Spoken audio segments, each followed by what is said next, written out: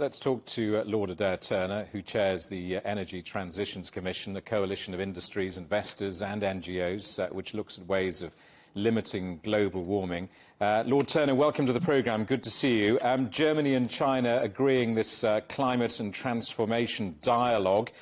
For those not in the know, what's the significance of that?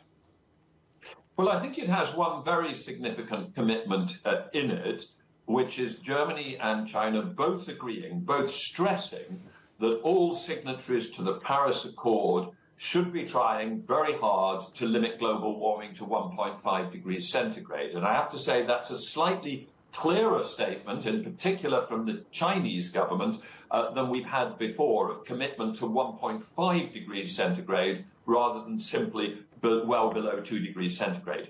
And if both countries have committed to that, I think what follows is that both Europe and China will now have to take the steps that we're already taking towards reducing our emissions and intensify them still further. We will have to have further commitments to still tighter targets, both in China and in Europe, if we are to meet that commitment. Now, obviously, beyond the target, one has then got to work out what one actually does together to achieve it. But I think there are various ways that we can do that. There's a lot of opportunity for comparing and contrasting different policy approaches, different technology approaches, and that will be, as it were, the meat which sits on top of this overall very important agreement on what the target should be.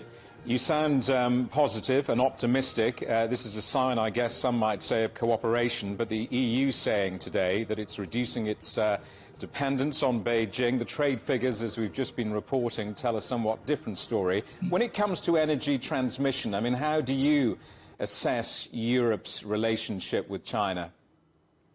Well, look, there's a phrase out there in the world called de-risking, not decoupling. And I think that could be just a slogan, but actually I think it's quite a good slogan. And I think we should now have just a completely open, mature, adult discussion between Europe and the US, but we're talking about Europe here, and China, about extreme reliance on some supply chains for key technologies within the route to net zero. And I'm talking about solar PV, I'm talking about batteries. I think we need an understanding on each side of what reasonable objectives are.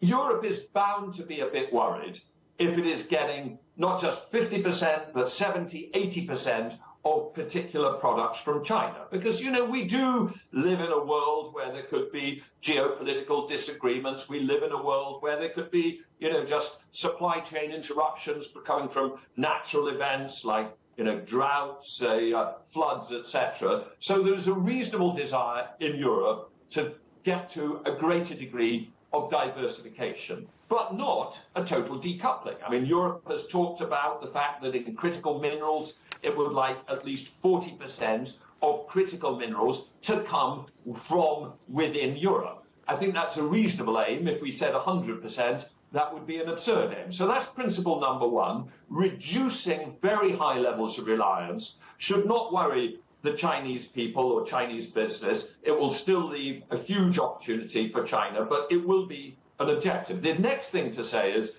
that I think one should draw a very clear distinction between location of activity and the companies that do it. Yes, Europe will want to develop its own battery factories, its own EV, electric vehicle factory, its own solar panel factories, its own polysilicon production.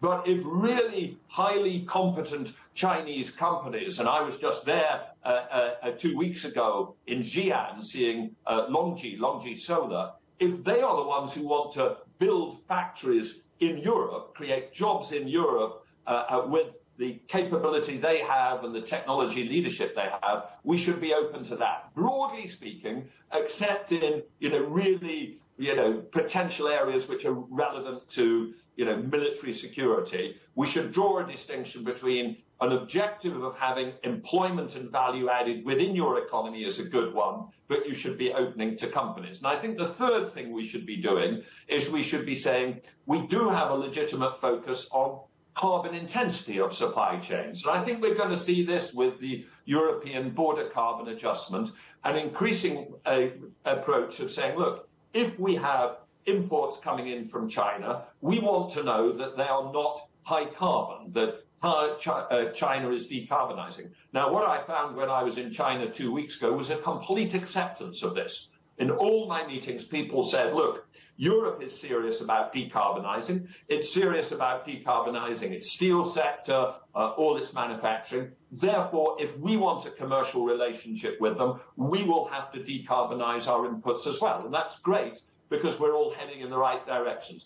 So I think there is a way, and I think this is what we need to find, of talking about these issues of sometimes over-reliance, not trying to completely deglobalize the world, but having a set of rules of the game which we can all live with, and as a result of which we will be cooperating and working together and investing together to deal with the problem of climate change. Lord Turner, good to speak to you. Thanks very much indeed for coming on the programme. Lord Adair Turner.